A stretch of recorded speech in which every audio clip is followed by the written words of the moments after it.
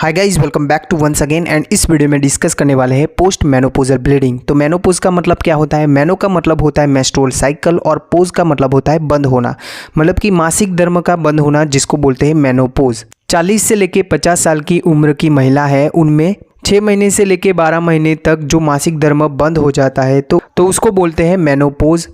तो यहाँ पे पोस्ट मेनोपोजल ब्लीडिंग मतलब कि मासिक धर्म का बंद होने पर भी खून का निकलना, जहाँ पे सिर्फ स्पॉटिंग भी होना, तो उसको भी बोलते हैं यहाँ पे पोस्ट मेनोपोजल ब्लीडिंग। तो यहाँ पे 40 से लेके 50 साल की कोई महिला है जिसका पीरियड जो है 2 से 3 साल तक बंद रहा है और अचानक उसका पीरियड है वो इस महीने वापस से आता है, तो ये पोस्ट मेनोपोजल ब्लीडिंग कहलाता है।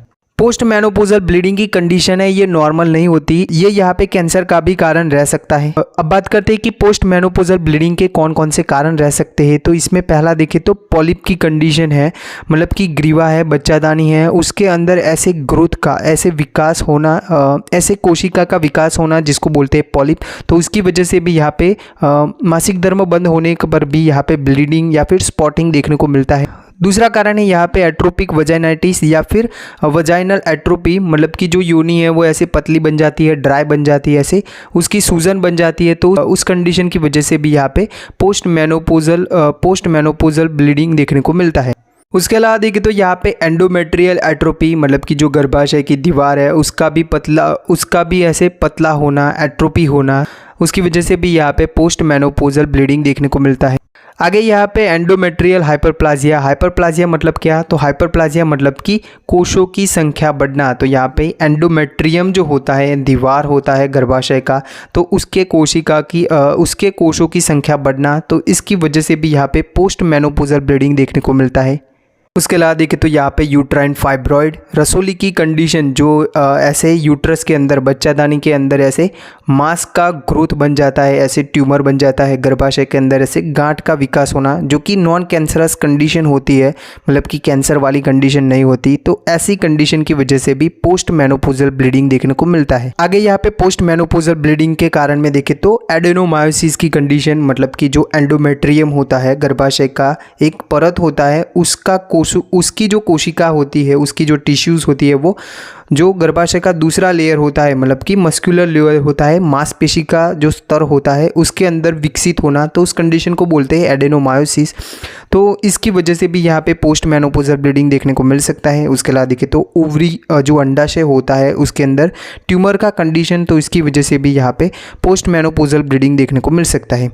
आगे यहाँ पे कुछ कैंसर की कंडीशनें रहती है, जैसे कि एंडोमेट्रियल कैंसर, जो एंडोमेट्रियम होता है उसका कैंसर, देन यूट्राइन कैंसर, बच्चादानी का कैंसर है, ग्रीवा का कैंसर, सर्विक्स का कैंसर, सर्वाइकल कैंसर है, देन वजाइनल कैंसर, योनि का कैंसर है। तो इनकी वजह से भी यहाँ पे पोस्ट मेनोपोजल ब्लीडिंग देखने को मिल सकता है। तो जो सेक्सुअल ट्रांसमिटेड डिजीज़ होते हैं, यौन संचारित संक्रमण होते हैं, जैसे कि क्लेमेडिया है, गोनोरिया है, हर्पीस जैसे होते हैं, तो इनकी वजह हर्पीस होते हैं, तो इनकी वजह से भी यहाँ पे पोस्ट मेनोपोजल ब्लीडिंग देखने को मिल सकता है।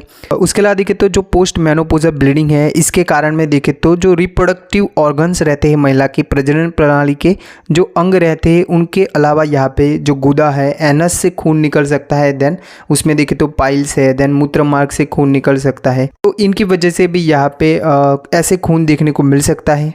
आगे यहाँ पे पोस्ट मेनोपोजल ब्लीडिंग की बात करें तो यहाँ पे हार्मोनल थेरापी ले रहे हैं, जिसमें देखें तो ईस्ट्रोजन थेरापी आता है। तो ऐसी कंडीशन की वजह से भी यहाँ पे पोस्ट मेनोपोजल ब्लीडिंग देखने को मिल सकता है। उसके अलावा देखें तो खून को पतला करने वाली दवाई ले रहे हैं, तो उसकी वजह से भी यहाँ पे पोस्ट मेनोपोजल ब्लीडिंग देखने को मिल सकता है।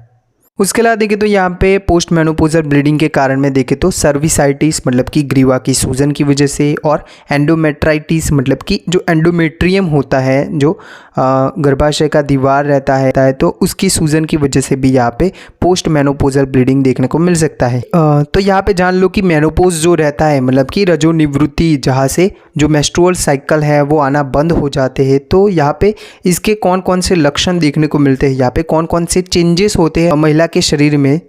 तो जो मेनोपोज रहता है उसमें अचानक से जो मेंस्ट्रुअल साइकिल आना है वो बंद नहीं हो जाते, वो धीरे धीरे बंद होते हैं। उसमें देखें तो काफ़ी सारे चेंजेस होते हैं महिला के शरीर में, जिसमें देखें तो अनियमित मासिक धर्म का होना, देन हॉट फ्लैशेस महसूस होना, मतलब कि ज़्यादा गर्मी महसूस होना, रात्रि काल में यहाँ पे पसीना ज़्यादा निकलता है, यहाँ पे बिना गर्मी के रात्रि काल में ज़्यादा पसीना निकलना, देन मूड का बदलना, डिप्रेशन रहना, चिड़चिड़ापन, चिंता, नींद न आना, थकान रहना और सिर दर्द। उसके अलावा देखें तो यहाँ पे हड्डी का कमज़ोर होना, देन यहाँ पे बैड कोलेस्ट्रॉल है उसका खून में यहाँ पे लेवल बढ़ता है और इसकी वजह से जो कार्डियोवास्कुलर डिजीज़ है, मतलब कि कोरोनरी आर्टरीज़ है, जो हृदय की खून की नलियाँ रहती है उनके अंदर प्लेक का जमा होना, इन सब का रिस्क है वो बढ़ जाता है। उसके अलावा देखें तो यहाँ पे लक्षण में देखें तो वजाइना है उसका ड्राई होना, सेक्स करने की इच्छा में कमी होना, वजाइना के ड्राई हो जाने के कारण यहाँ पे सेक्स करने के दौरान दर्द होना, देन यहाँ पे यूरिनरी ट्रैक इन्फेक्शन, पेशाब के जो तंत्र है, पेशाब की प्रणाली है उसके अंदर संक्रमण का यहाँ पे चांसेस बढ़ जाता है, बार बार पेशाब करने की इच्छा होना। देन यहाँ पे स्किन है वो संवेदनशील बन जाती है और शुष्क बन जाती है। तो ये सभी चेंजेस होते हैं यहाँ पे रजोनिवृत्ति के बाद में। तो आई होप आपको इस वीडियो से कुछ जानने को मिला होगा। Thank you.